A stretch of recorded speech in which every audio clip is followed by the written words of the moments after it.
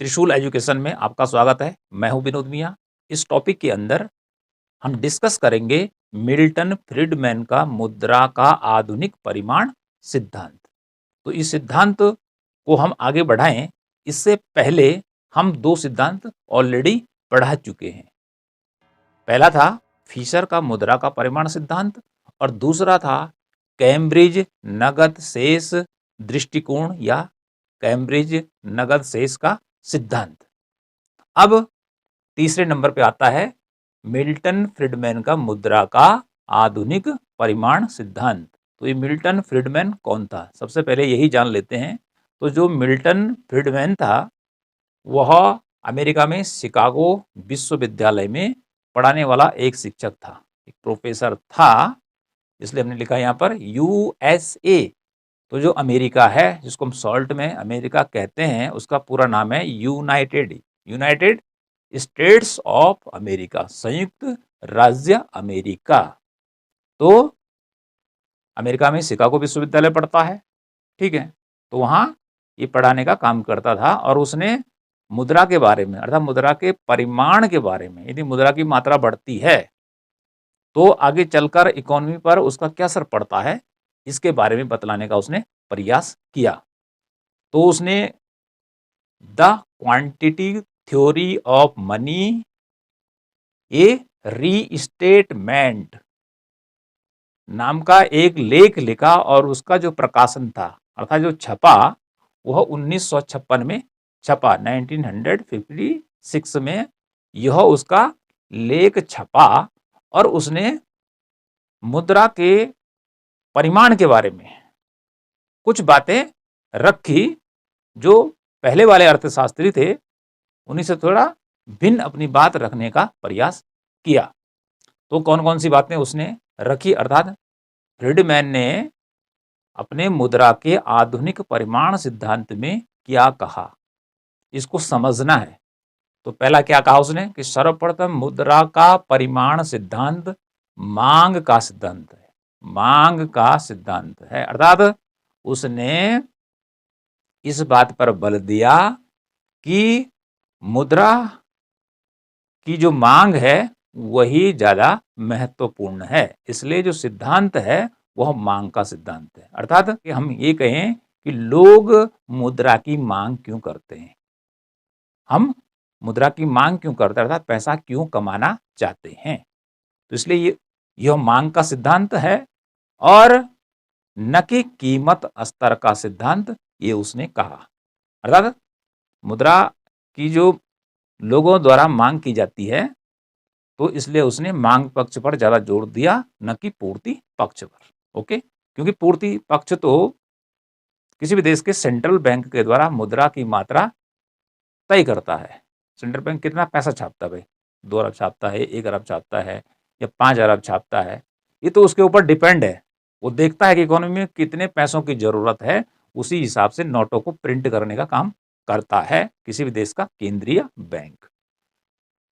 तो क्या बोला उसने कि मुद्रा का परिमाण सिद्धांत क्या है, मांग का सिद्धांत है, कि जहां पर मुद्रा की मांग की जाती है।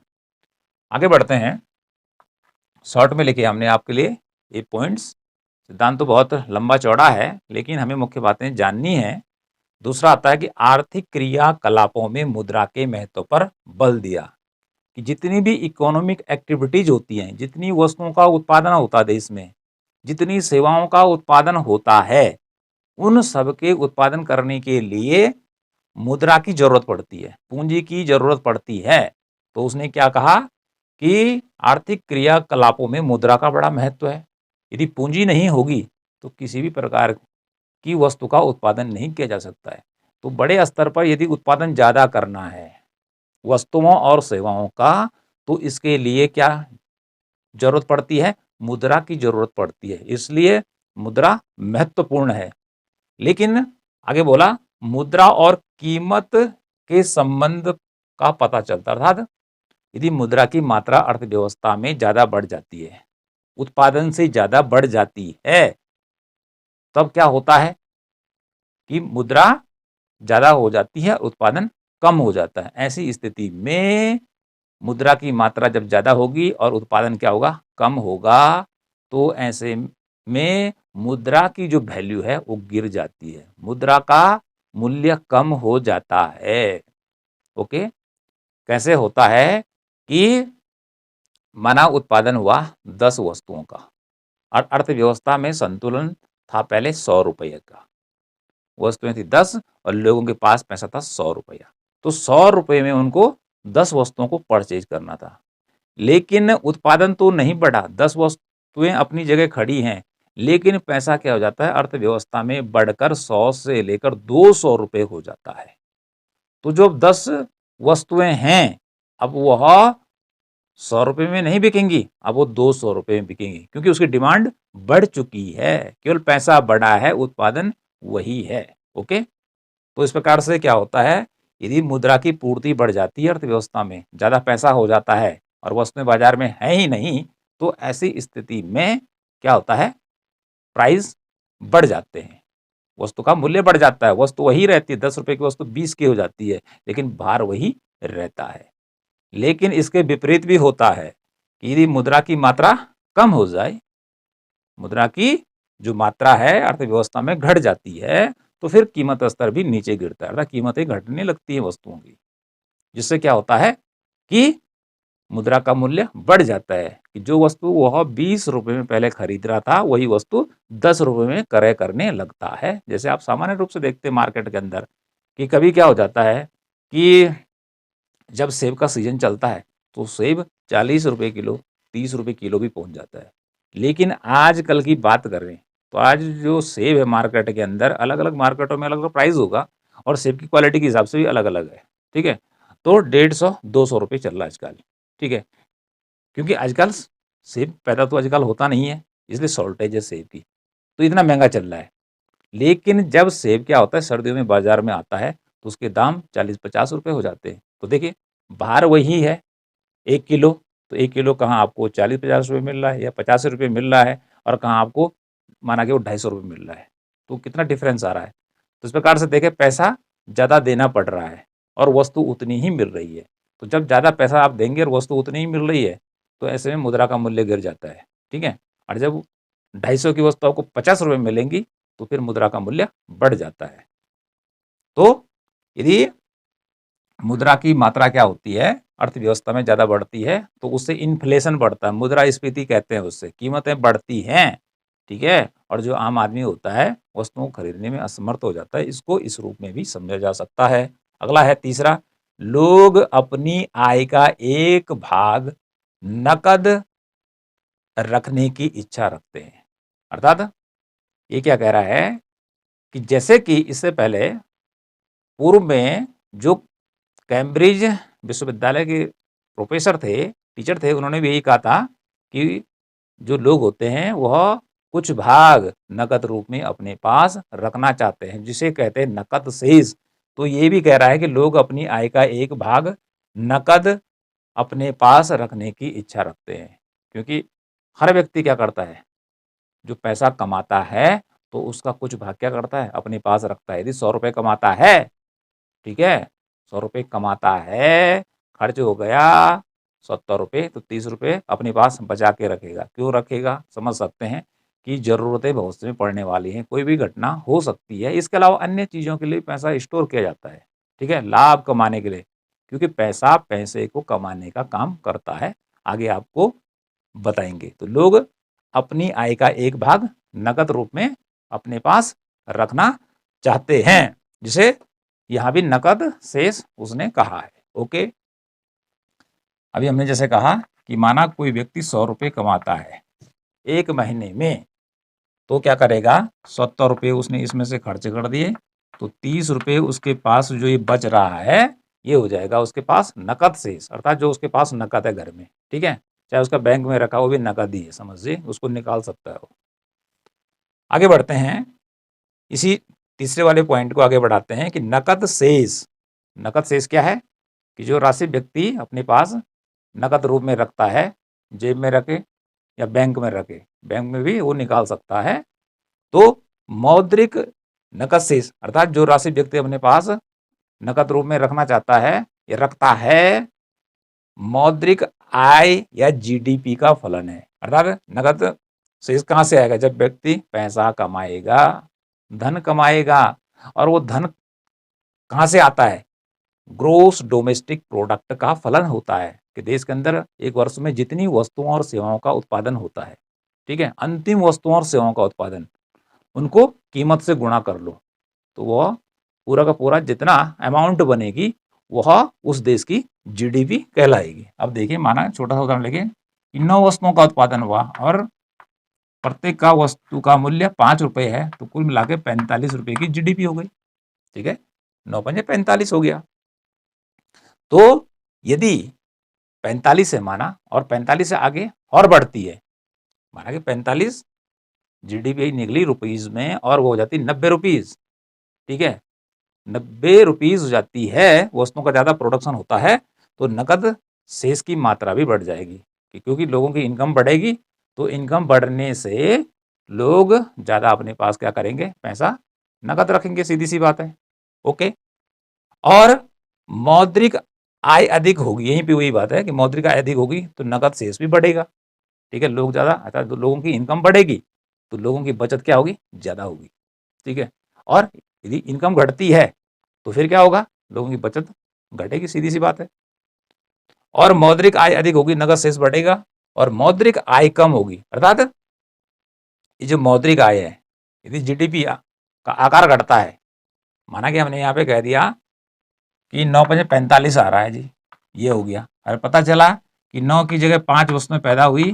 ठीक है, तो 5 को 20, कुल मिला के 20 रुपए का यदि जीडीपी आती है उदाहरण के तौर पे, तो लोगों की नकद रखने का जो पैसा है उनके पास वो भी घट जाएगा। कहाँ से रखेंगे? जॉब चले जाएंगे, तो ऐसी स्थिति बनती है। तो कुल मिलाकर कहने का अर्थ है, यदि मौद्रिक आय, यदि जीडीपी से ही मौद्रिक आय आती है लोगों के पास, जो विभिन्न प्रकार के लोग काम धंधे देश में करते, नौकरी करता है, ठीक है, कोई फल बेचने का काम करता है, कोई उद्योगों में काम करता है, ठीक है, कोई किसी का मालिक है, कोई मतलब वस्तुओं सेवाओं का प्रोडक्शन होना चाहिए तो वो बाजार में बिकेंगी, गुड्स एंड सर्विस, उसके बाद पैसा जनरेट होगा।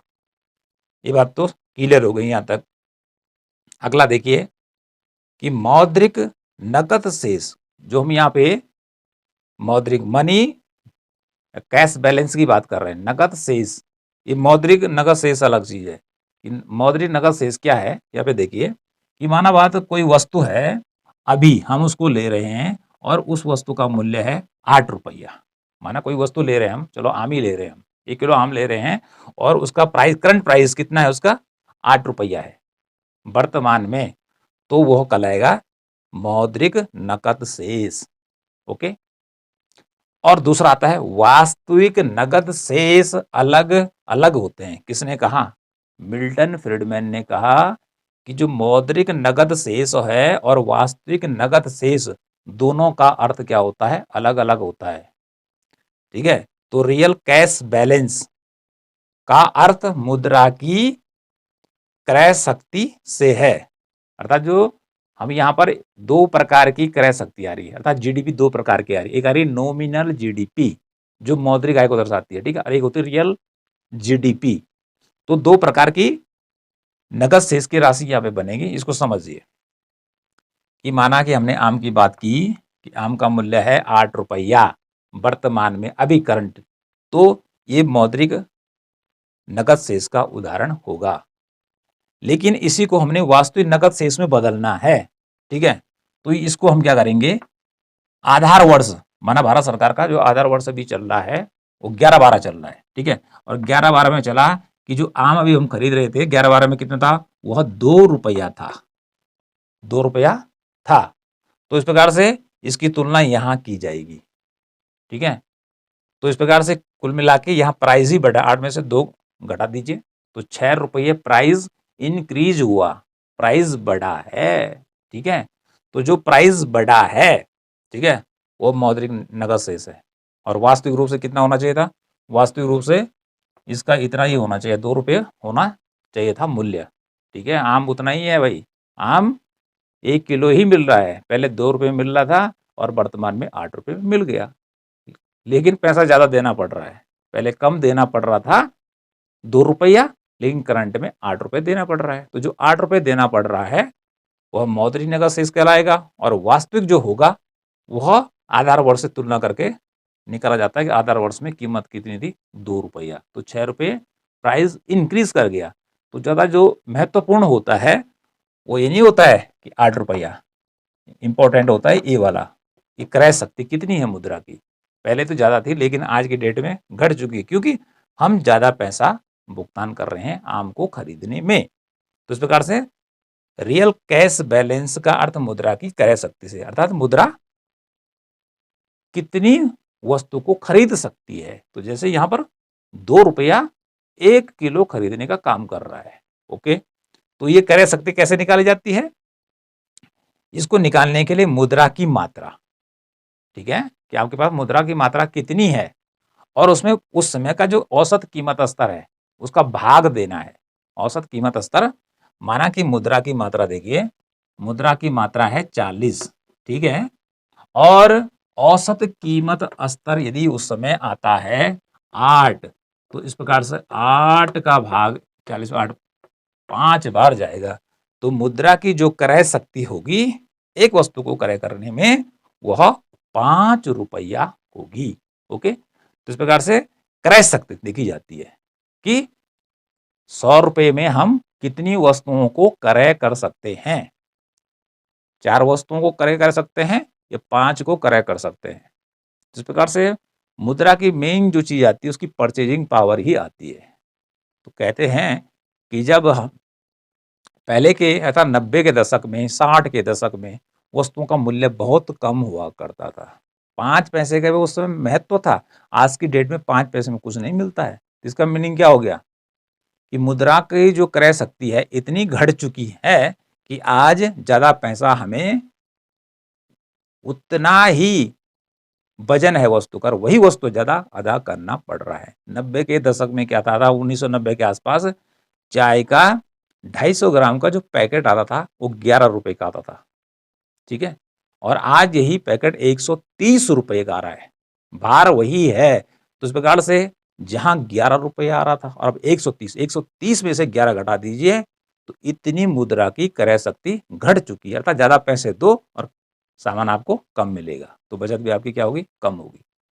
तो इस प्रकार से ये मेन चीजें हमने आपको गणितीय भाषा में भी समझाई। चलो आगे चलते हैं।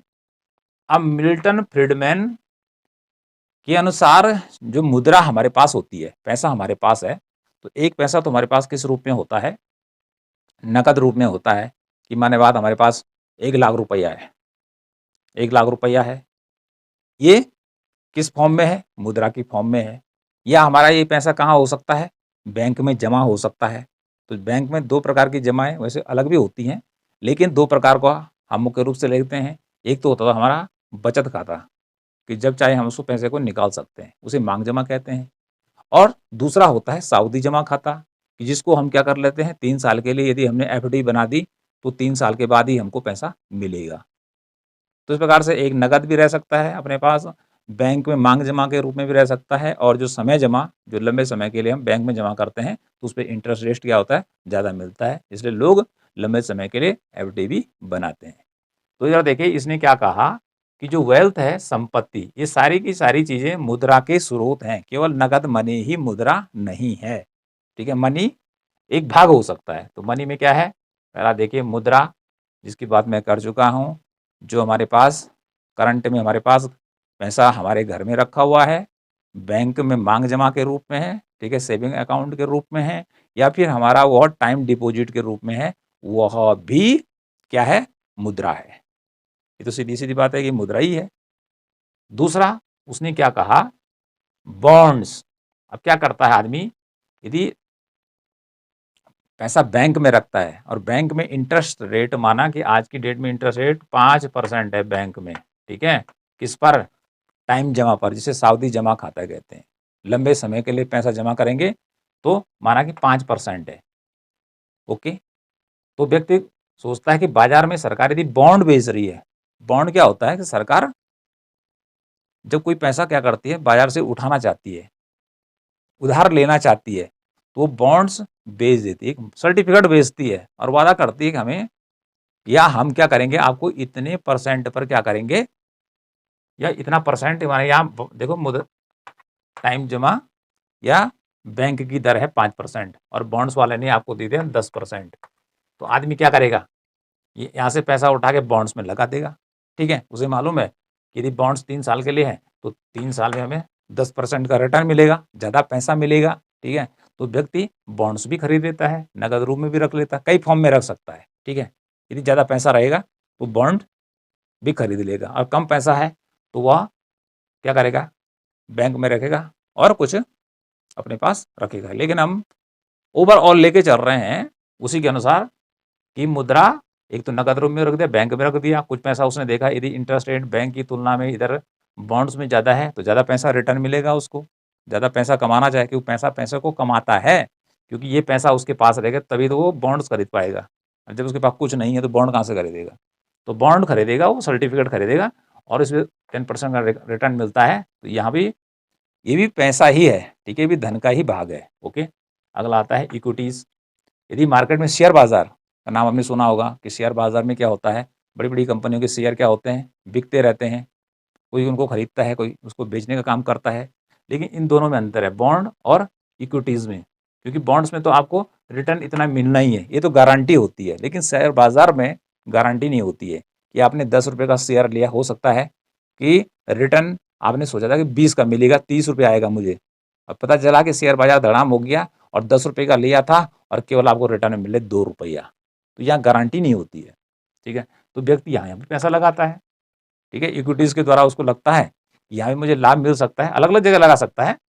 ठीक है, तो यहाँ भी डिविडेंड कहते हैं उसको, डिविडेंड के नाम से कहते हैं, ये लाभांश उसको दिया जाएगा कंपनी की तरफ से। तो व्यक्ति इक्विटीज में पैसा लगाता है, बॉन्ड्स में भी लगा सकता है और मुद्रा नगद रूप में है, मतलब सब जगहों से उसको पैसा चाहिए। अगला है भौतिक वस्तुएं, कि व्यक्ति के पास भौतिक वस्तुएं होती हैं जो कि फिजिकल फॉर्म्स में होती हैं, इनको कहते हैं गैर मानव वस्तुएं। अब इसमें क्या हो सकता है, व्यक्ति के पास उसका खेत हो सकता है, ठीक है, उसका प्लॉट हो सकता है। अगर आज देखें ज़मीन की कीमत तो बहुत ज़्यादा है, शहरों में देखें, गाँव में देखें, हर जगह कीमत बढ़ती जा रही है। तो उसके पास यदि ज़मीन है तो भी पैसा ही तो है। ठीक है, वो भी यदि उसको बेचता है और वो 50 लाख में बिक जाता है तो वो पैसा जाता है, तो भी पैसे की फॉर्म से है, वो भौतिक वस्तु है और ड्यूरेबल है, लंबे समय तक चलने वाला है। ऐसा थोड़ी कि खरीद लिया और दूसरे दिन सड़ गया, ऐसा तो होगा नहीं। अगला भौतिक वस्तु में माना आपके पास सोना है, चांदी है, वो भी क्या है, एक पैसा ही है। उसको बेचेंगे तो आपको क्या मिलेगा, पैसा ही मिलेगा। इसके अलावा आपने बहुत बड़ा मकान बना रखा है और उसको किराए पे दे रखा है, आपने कुछ भी चीज़ बना रखी है लेकिन वो आपको पैसा देती है, तो वह भौतिक वस्तुएं आएंगी और ये ड्यूरेबल होती हैं, टिकाऊ होती हैं, जल्दी खराब नहीं होती हैं। ज़मीन है तो ज़मीन को आप बेच सकते हैं या किसी को किराए पे दे सकते हैं, वहाँ से भी पैसा मिलने वाला है आपको।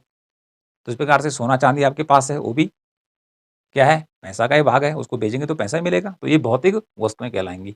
ठीक है, ऐसे गैर मानवकृत वस्तु कहलाती है। अगला आता है पांचवा, मानव पूंजी, ह्यूमन कैपिटल। अब ह्यूमन कैपिटल में क्या आता है, व्यक्ति की ज्ञान और योग्यता आती है कि उसने क्या क्या पढ़ा है और उस पढ़ाई के द्वारा वह क्या कर सकता है, उसकी कार्य क्षमता यहाँ पर गिनी जाती है। कि माना कि कोई व्यक्ति आईआईटी बॉम्बे से क्या करता है, सॉफ्टवेयर इंजीनियरिंग का कोर्स करता है, डिग्री लेता है, तो उससे वो जब जॉब मिलेगा तो ज़्यादा पैसा उसको मिलेगा, तो उसका वो ज्ञान हुआ। यदि कोई डॉक्टर बन जाता है तो वो क्या हो गया मानव पूंजी, अर्थात यदि नहीं पढ़ेगा डॉक्टरी तो फिर वो इलाज नहीं कर पाएगा, तो डॉक्टर बन गया तो फिर पैसा कमाएगा, तो पैसा कहाँ से आ रहा है, उसकी योग्यता के बल पे आ रहा है, उसकी कार्य क्षमता के बल पर आ रहा है। यदि कोई आईएएस बन जाता है और उसके बाद जो पैसा कमा रहा है तो किसके आधार पर कमा रहा है, अपनी ज्ञान और योग्यता और क्षमता के आधार पर कमा रहा है। ओके, तो जो मानव पूंजी होती है, human capital is very important. यदि ह्यूमन कैपिटल नहीं होगा तो फिर ये ऊपर नहीं आएगा। जब व्यक्ति पढ़ा लिखा नहीं होगा, ठीक है, अनपढ़ होगा, तो ऐसी स्थिति में वो किसी भी काम को अच्छे ढंग से नहीं कर पाएगा और उसके पास पैसा कम ही होगा। ठीक है, तो इस प्रकार से देखिए संपत्ति के प्रकार, अर्थात इन 5 चीज़ों से मिलकर मुद्रा की मांग बनती है। कि व्यक्ति मुद्रा की मांग क्यों करता है, यहाँ पे आ गया नकद रूप में, तो यहाँ पे अपनी आवश्यकताओं की पूर्ति भी करना चाहेगा वो। ठीक है, सबसे पहले तो आवश्यकताओं की पूर्ति ही करता है इंसान सबसे पहले। इसके अलावा वो बॉन्ड्स में पैसा लगाकर, इक्विटी में पैसा लगाकर, भौतिक वस्तुओं को खरीद कर या उसके पास जो उपलब्ध हैं उससे भी वो पैसा कमा सकता है।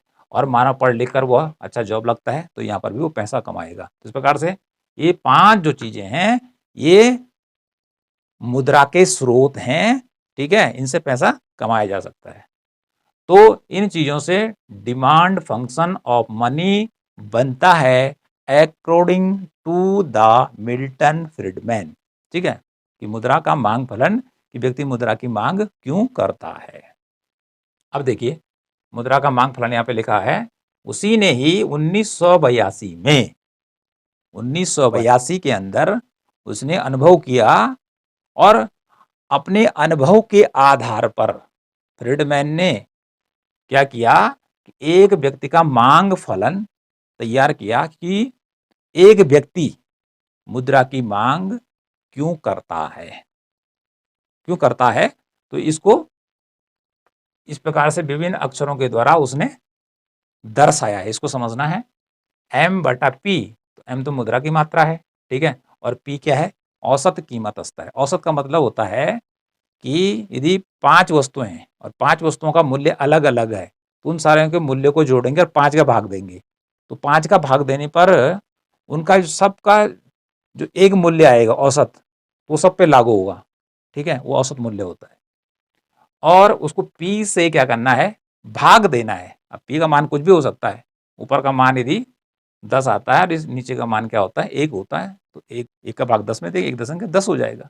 ठीक है, ये फंक्शन को दिखाता है, फलन को दिखाता है। आप देखिए ये तो मुद्रा की मात्रा है, ये औसत कीमत स्तर को दर्शाता है।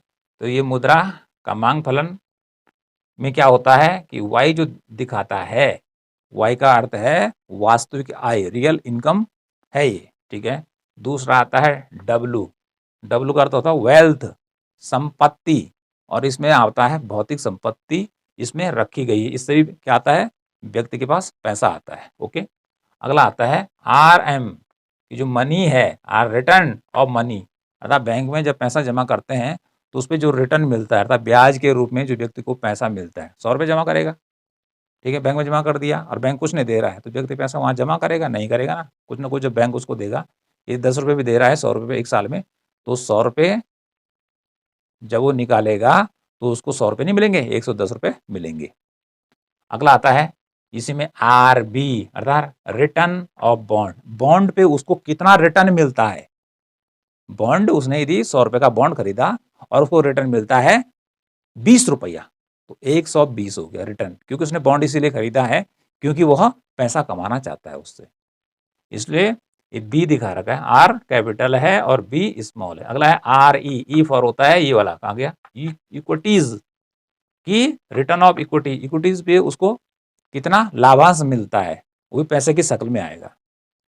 अगर GP का मीनिंग है गुड्स, कि देश में जितनी वस्तुएं और सेवाएं बन रही हैं, या एक ही व्यक्ति के रूप में देख लें कि जितनी गुड्स और सर्विस का प्रोडक्शन हो रहा है, ये GP के द्वारा दिखाएगा। जी दिखाएगा गुड्स को और उसका प्राइस को दिखाएगा। और जो ये U है, ये म्यू है, ठीक है, इसको किस प्रकार से बनाएंगे, इसको बनाएंगे इस प्रकार से, ये म्यू हो गया। ठीक है, म्यू का मीनिंग अभी बताते हैं आपको क्या होता है। तो सबसे पहले हम इसको समझ लेते हैं कि GP, तो GP यहाँ पे लिखा अलग से, जी पर होता है गुड्स और गुड्स का प्राइस, ये 1/P, और इधर लिखा है DP डिवाइडेड बाई DT। ये सांकेतिक अक्षर मैंने नहीं दिए हैं, ये मिल्टन फ्रीडमैन ने दिए हैं। और वो क्या बतलाता है इसके बारे में कि वस्तुओं की कीमतों में होने वाली प्रत्याशित दर, वस्तुओं की जो कीमतें होती हैं वो बदलती रहती हैं, चेंज होती हैं भाई।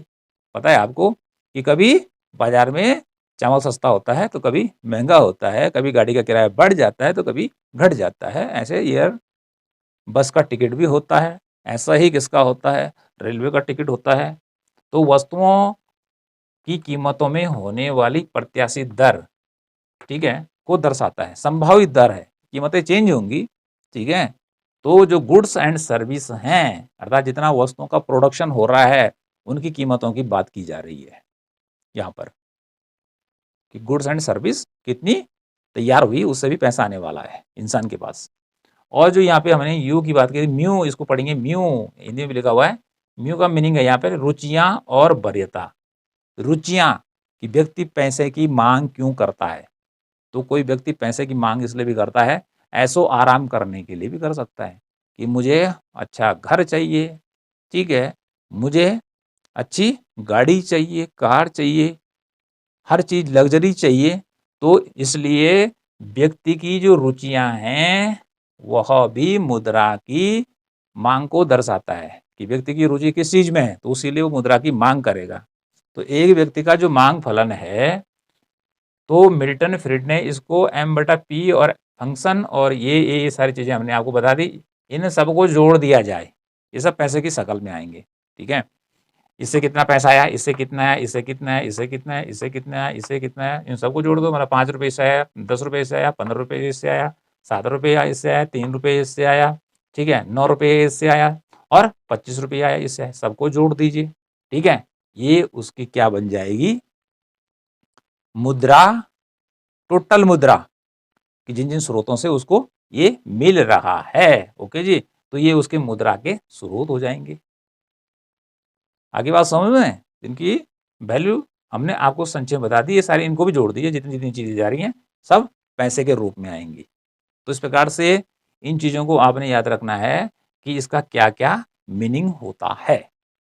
तो हमारा, क्योंकि जो मिल्टन फ्रीडमैन का सिद्धांत है मुद्रा का आधुनिक परिमाण सिद्धांत, तो ये काफी लंबा है। ठीक है जी, तो इसलिए हमने ये जो आपको इतनी चीजें बताई, ये वीडियो का पार्ट नंबर 1 है। अब दूसरे पार्ट में फिर हम आगे बढ़ेंगे। तो इस प्रकार से आप इन चीजों को एक बार देखिए, ये चीजें पढ़िए, फिर धीरे धीरे आपकी समझ में आने लग जाएगा।